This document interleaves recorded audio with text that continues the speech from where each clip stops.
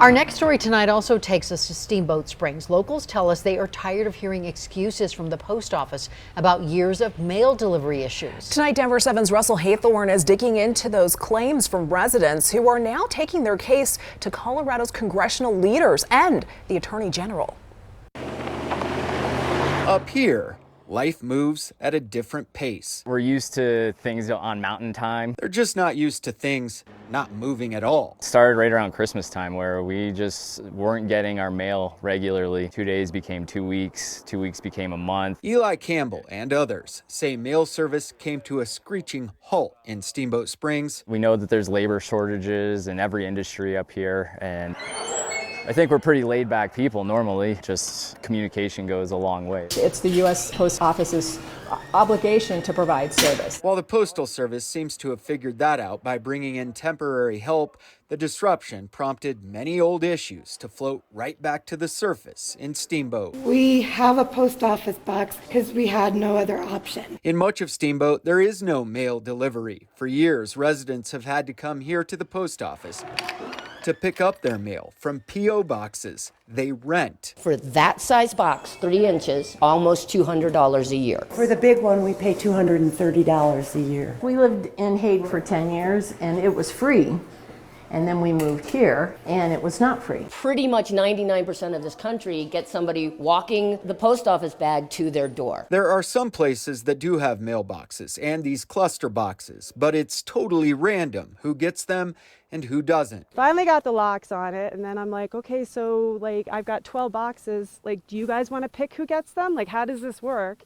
And she's like, no, you tell us. For Lori Mitchell, it was just a very strange process to get mail delivery. It was sheer will and determination, a 2.5-year process to bring a cluster box with 12 little slots to her street. This is my 2.5 years of work between the city and the Postal Service. Down the street, the Yampa Valley Housing Authority says a newly completed affordable housing project was forced by the post office to install cluster boxes, and they're not even being used. They've been required to come down here to the post office and pay for a P.O. box.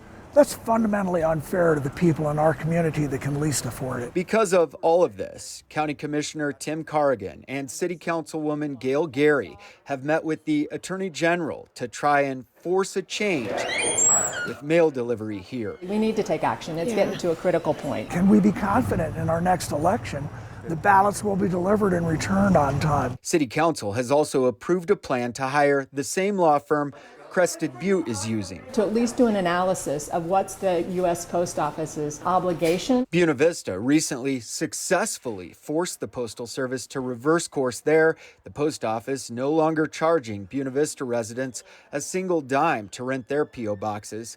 Meantime, in Steamboat, It's been interesting for sure. they're still being charged. I don't know why we don't get mail delivery and so many other people in America do. Residents are baffled, wondering when the Postal Service will stop mailing it in here. Find a way to incentivize more people to want to work for the post office. In Steamboat, I think the post office for too long has made excuses instead of coming up with solutions. Russell Haythorne, I mean, come on. Denver 7.